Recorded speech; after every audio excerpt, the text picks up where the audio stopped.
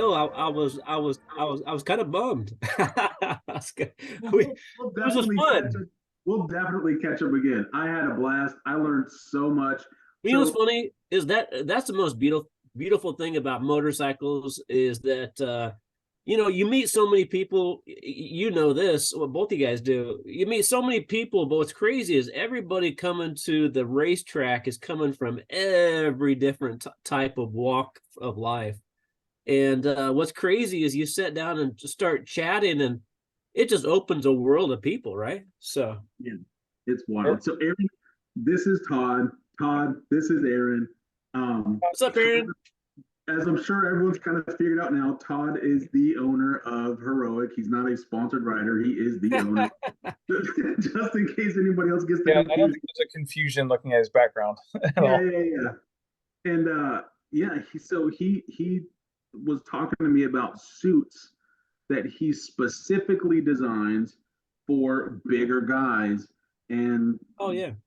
Todd, it's kind of all yours, man. If you would just kind of share with Aaron what you shared with me, and yeah, we'll just go from there.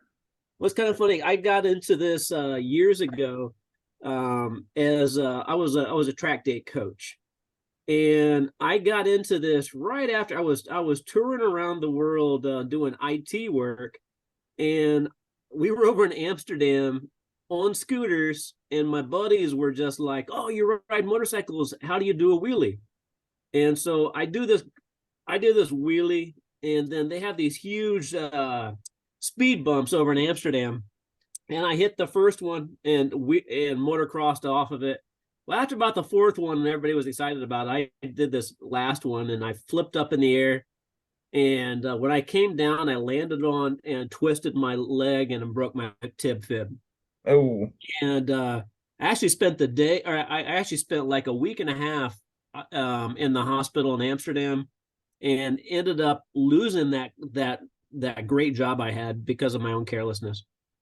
But anyway, I got back to New York, and I mean, all these different things were changed places, whatnot, and we got to, I was riding on the street and whatnot for the longest time, and then that wasn't safe, so we got started going to the track.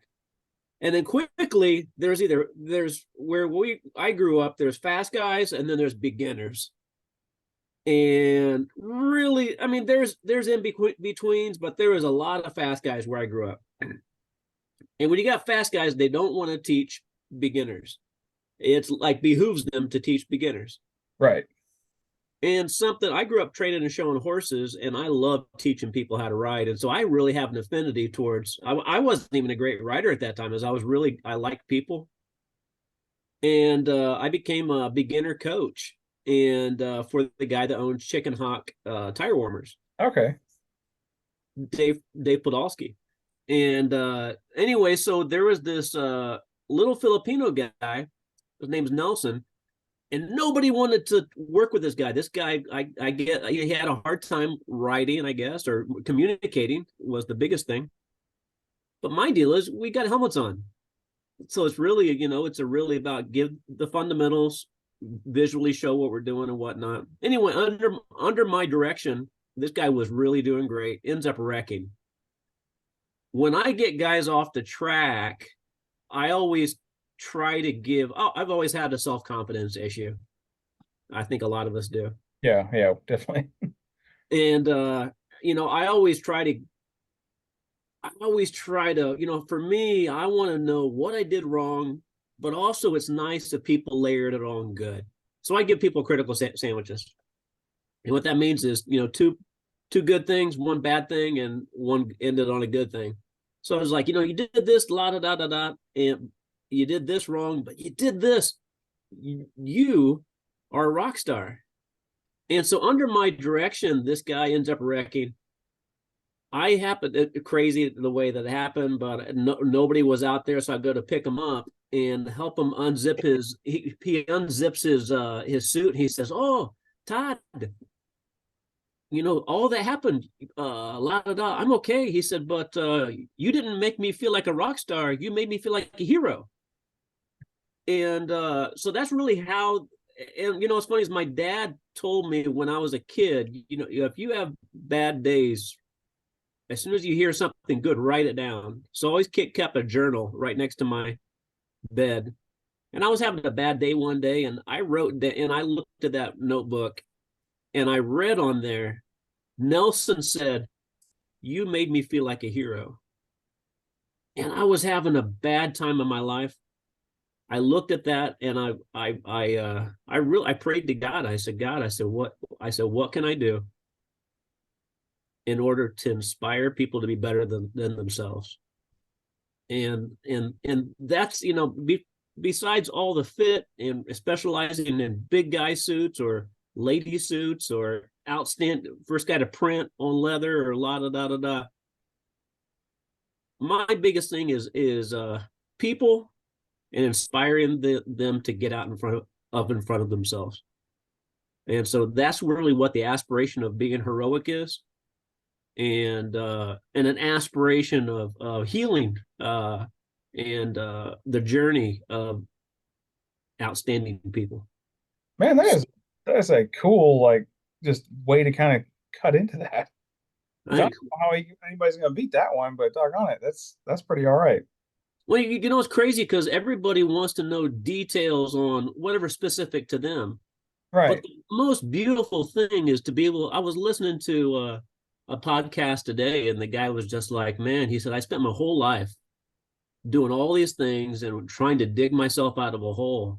And it's really, and I'm not saying that things have been smooth or great or whatnot. I mean, I work in a small shop. I've got a factory in Pakistan, and oftentimes, I lost my wife because my wife's just like, look, this is not the scale that I feel like is exciting in life, and so, but what the guy said is that there's nothing greater than being able to do something that you're charged for, and that's so anyway, with that wreck in Amsterdam, I had broken my leg, and working with Dave, I kept wrecking at Pocono East, and that's a racetrack in Pennsylvania. Yeah, I've heard of it. I've never ridden it. I don't think John has either.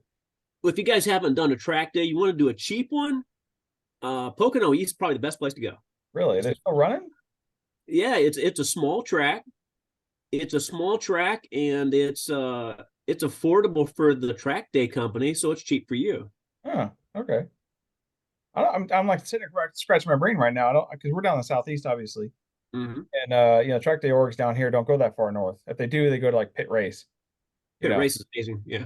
Yeah, I've never been. I don't know why, but But yeah, definitely gonna have to look at that, see if anybody's running at Pocono East, or if they just do their own and you just show up and run the track day. But that's interesting. I definitely have to look into that. What's crazy is I ended up crashing on Saturday, and what I crashed from is those two screw holes on my tib fib brake right above my ankle. Ah. And I had lost my focus.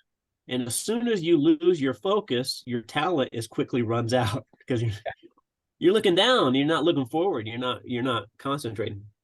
So I've got a break in my ankle right above my right ankle in the tib fib where they screwed everything back together, but it wasn't I didn't break the bones. They just the ankle came apart. Man, they screwed together the exact same way, so I know exactly what you're talking about. It's such a fragile area of your body. Yeah, it is. Well, so at that time, all of the suits, the knee to ankle was this long. I mean, like way past your foot. And so once you pull everything up, you get into about turn 3 and everything's sliding down. Or it's just like scrunched up and you just feel my focus was down. Huh. So I wrecked twice that day. And Dave from Chicken Hawk does a neat thing. He doesn't let you get back on the track until you sit down and fully explain what happened. And so I actually wrecked the bike. We got it back together. I go over to have my powwow with the boss. And I said, I know what I did wrong. He said, how do you know what you did wrong? We need to sit down. And I said, no, I can tell you all about it. I was focused on these screws right here, and I've got a solution. I'm going to cut the legs off. So what I did was I cut 4 inches off the bottom of the AGV sports suit. I did one lap afterwards. I cut them with 10 snips. I did one lap and realized that I didn't cut it short, Aaron, enough. So I cut it another inch. And guys, that was just enough where there was no zipper, Right. You just slipped it on like a pant. duct tape. What So if you don't mind me? once I got that up, I could actually focus. And so my tagline's focus or fit, focus, function. So if I can get the product to fit, I can get myself to focus. Now I can put myself or any rider in a position to function. Man, that makes a lot of sense. And so when you're talking about the suits, because I'm picturing in my mind, like in the 80s, early 90s, right? And the way the suits kind of looked back then, are we talking about the right time frame? Yeah. So I mean, at that time, all the suits were straight up and down. They had a slight curve in the knee, not much. I So would say they were made for a person probably. standing up, just like here I am, right? Yeah, because all of the manufacturing was done. Well, there was a couple of shops in the United States, but most of them were done in China or Pakistan, and all those guys don't ride on the racetrack. They stand there as a model. And Yeah. so if it fits comfortably standing up, it fits perfect. That makes a lot of sense. My first custom suit, I mean, it was custom. I'm not going to air quote that, but it really was like that. It was a Comet. Now, I'm not knocking on them at all, but definitely it fit standing straight up and down. And then you get on the bike and, the areas up around your shoulders and neck kind of, you roll that forward like that. It's just all this material. I could never lift my head up because there's so much running into the back of my head. Mm. Yeah, anyway, that was years ago, but I think they've since fixed that. But yeah, definitely there's different levels of suit makers out there. Well, what's crazy is I had that epiphany and so that epiphany was, if I have a short knee to ankle, how much room do we have down in the ankle of the boot for the suit anyway? And you have all that motion in the ankle area. Do you need to have leather down in the motion area? And if I can move that up, how much space do we have on the coverage of the boot? 4 inches, 4.5 inches. So which means I can really move the length of that suit up, and I free up the pivot area. I remove material, cut down on weight on the suit. So anyway, I did that on a Saturday with 10 snips. On Sunday, I immediately cut off the sleeves of my suit, and I cut off, the sleeves were down here. Oh no. And so I knew that I cut the legs twice. So if you look at this is, if you look at any off the rack Alpine Stars, Dianesi, Revit, AGV sport suit, everybody brings their sleeves to here. And so what happens is when you rotate your hand, you have to pull everything up in order to get motion. And so you slide, and these are made this long so that you look like a tall guy. Up 6 foot, yeah. Okay, so they make these so that a guy from 5'7" or 5'6" all the way to a guy 6'3" can wear the suit. Okay. But the thing, right? Because they're going off of the Euro size or whatever or something like that, and it's the sizing of it and the proportions. I think is what you're talking about, right? Well, yeah, that's an interesting topic right there altogether. Oh gosh, yeah. So yeah, that's a rabbit hole. Yeah, no, we won't go down into that one because that's the whole reason. No, we should, because that's very important. Well, right. So, and I'll kind of preface it, like that's the whole reason I think custom suits. If you're riding on the track, first of all, so you're riding and we're doing this dangerous thing, right? And we all like to play and do this dangerous thing because the adrenaline and whatever reason you like. It's dangerous. All right. So why wouldn't you spend the money? We all spend the money on the aquapovic, right? But we Isn't won't. that funny? Yeah, yeah. We buy that pipe, man. Ooh, she sounds good. But we won't sit there and go, I need a suit that fits me. Yeah. All right, a helmet that Wow. fits me. It's an amazing concept. Well, I mean, and that's another rabbit hole right there. I'd like to write that down. I'd love to have a conversation on that. But so anyway, I got that sleep. So this is an example of a heroic suit. What's funny is my first suits that I came to market with, we had such a big splash that I was the model for the suit. And what's funny is all of the legs were short, the elbow or the wrist to elbow was short. What's funny is all the OGs on all these forums at the time, the weird boards and whatnot, which is really way motorcycle people communicated not too long ago.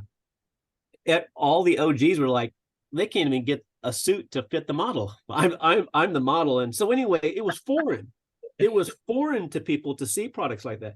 And what's funny is it's interesting you mentioned Comet.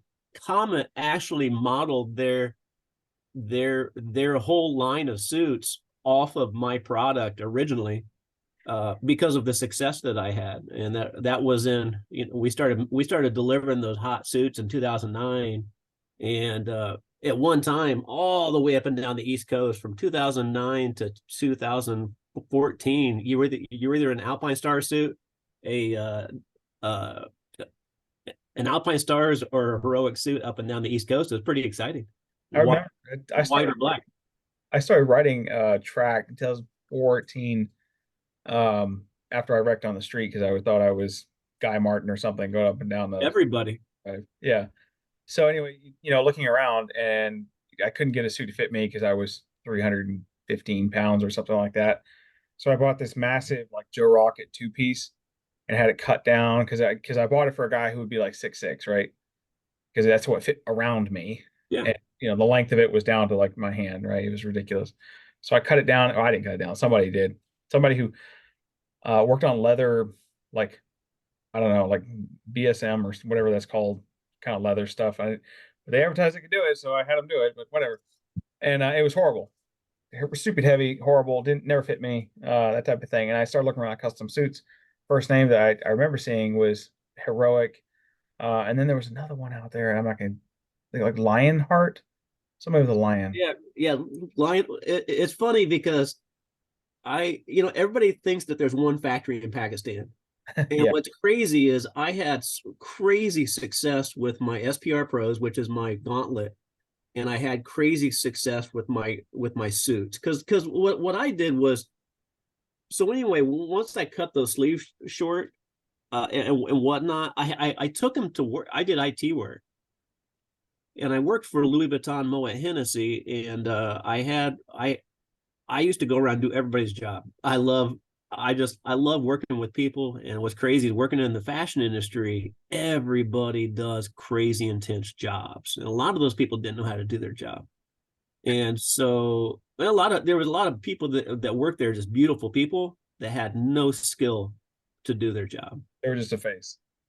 Pretty much. So I was thrilled to be able to, I've got a knack for going to most people's jobs, and as soon as they complain about something and they want to know how to do it better, I don't know. God's gifted me a ability to. I should have been a consultant. Anyway, so I had a bunch of favors from. I had this lady down at Marc Jacobs. I don't know if your wife buys Marc Jacobs bags, but no, but sounds expensive. Well, she said, if you need any, I fixed her laptop issue, and she said, if you need anything, you let me know. Well, like 3 days later, excuse me, it was about 5 days later. It was a Tuesday. I brought that suit in from that Sunday of cutting the sleeves off and the legs, and I said, can you help me install zippers on this suit? I just screwed it up, and she was mortified. She was like, I said, come on, you can do this. So I was sitting there encouraging her, and I was saying, and so she finally got the gumption to help me out. And I was like, God, man, I sat there and watched her, and I was just like, I can do this. So I went down, I took notes of all the machines they had in the production room, and then I got a sickness of of going out and building a leather shop. Wow. That is so grassroots, man. That is just, I love hearing stories like that. Because it's not just, oh yeah, I bought this massive plant somewhere with all this loads of money I had from an inheritance or something stupid. But it's interesting you talk about gloves, because John mentioned gloves, and I've got some sitting here that have been rather tore up. And I wanted to hear what you told him specifically about, like, the impact areas like that, or, these type of things. And I've got a spot where, like, my finger, is open. I don't wear these anymore. Once I saw my finger sticking through, I was like, I should probably get some new ones. Yeah, well, it's interesting. As much as this is an interesting conversation, I mean, topic, and so no, there's been no time in history that human beings have ridden motorcycles as long as in frequency as we are today. And Okay. so when we talk with OGs in the industry, like when I was getting started, really, I mean, I started writing in 2002. I'd never heard of track days until 1999. I don't think there was a such thing as a track day before 1999. No, I hear people talk about, yeah, back then we didn't do track days. We did racing or that was it. Or Yeah, road. you showed up to race, and you showed up to race. That's pretty much it. You got one. Sometimes you got a sighting lap. Oh my gosh.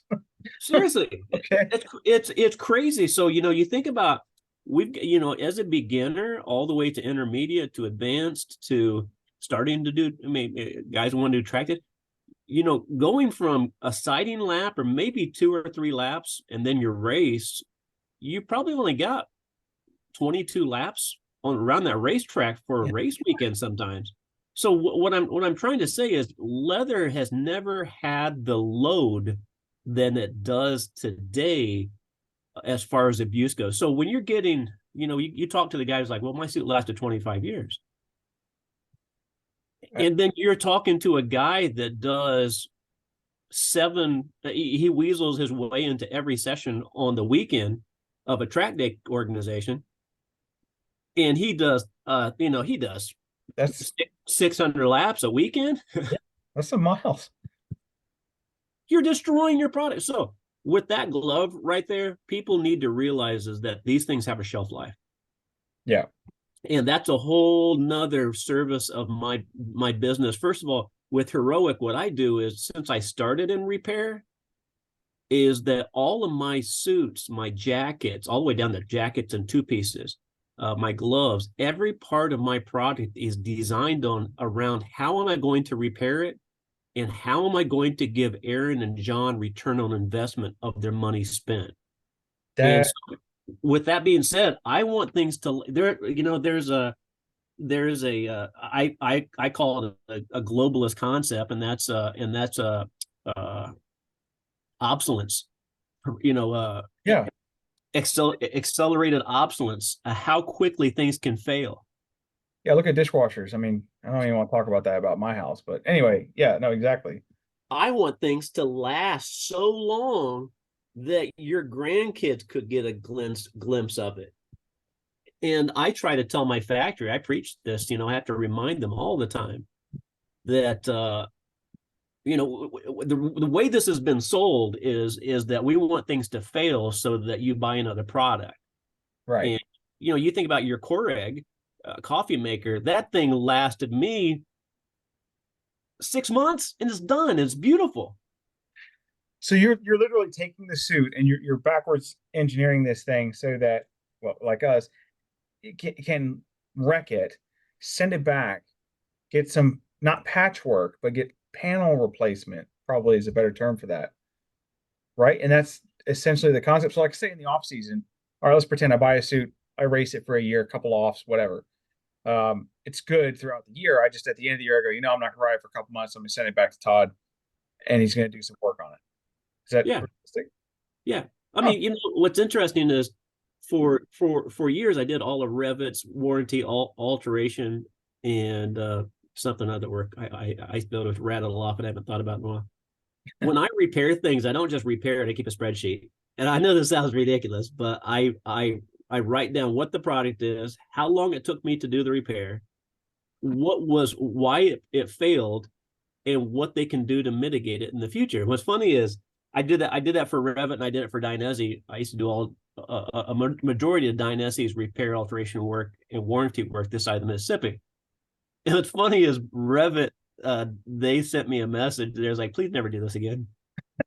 And what's interesting is because they're very methodical, proud people. Dainese, what's funny is I got invited to the opening 2017 of their new suits in New York City. And my friend that works high up in Dainese, he says, "No, I want you to come to this. I want you to be with me, be next to me there." What he didn't really want me to say is, he said, "I don't want you to take all this design stuff and take it back to your factory." And I said, "What are you talking about?" And I said, show me the suit. So he showed me the suit, and I said, "Are you talking about the elbows?" And he said, "Yeah." I said, "Bro, I was doing that. This was 2017. I said, I was doing that feature in 2011." And I showed him the pictures of it, and he was just shocked him. The other side is, I said, "Bro, you pull up your spreadsheet that I send you every week. You just showed me the knee of your suit.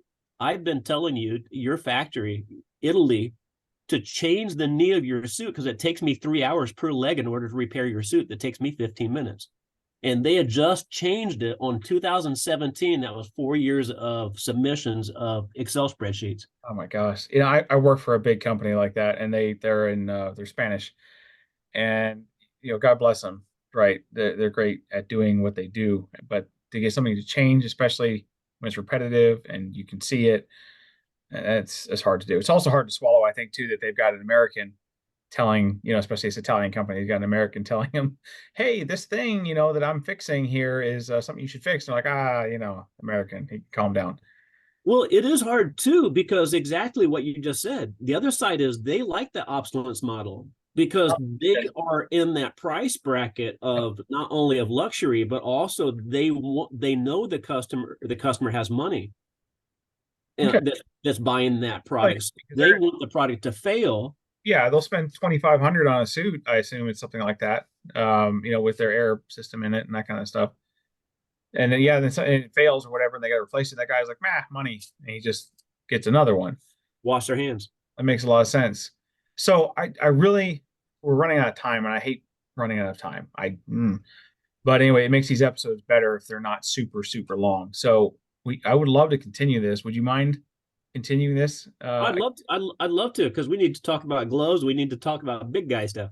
Man, that would just be awesome, because the stuff that John's talking about, like, I understand the zipper comes off like a V or something. Goes around. Yeah, it kind of goes around, What's up, John? What's up? I'm here too. Hey, John. Sorry, bro. I talk a lot. No, you're good. So there's that, and then there's I have a suit order in with a French company. Oh, cool. And That's nice. I'm not 100% sure I want to. I haven't done anything with it. I just sort of gave them money and haven't gotten a suit from them yet. And I sort of maybe don't want to do that now that I talk to you. So anyway, we need to talk about that later. Sure. Okay, well, so I'll tell you what, we'll go ahead and end this episode right here, because that's like literally we're bumping into the time zone. But Todd, I really appreciate you coming on and explaining the backstory to Heroic. I think a lot of people don't understand kind of where these small company comes from, and being a small business owner myself, that kind of like grassroots, kind of like clawing your way up into this world and just taking opportunities as they present themselves is like, it's so American. And it's missing in today's culture a little bit. Talking about the obsolescence model of big, globalist ideas, that's right in there. You're making something that someone will continue to have in 25 years, like they used to do with Maytag and stuff like that, but no longer. So important. Yeah. So anyway, thanks for coming on. We'll do this again very soon. Hey guys, thank you for your time, and it was nice to be able to chat with you guys. Absolutely. Absolutely. Thank you so much. Bye-bye. Right.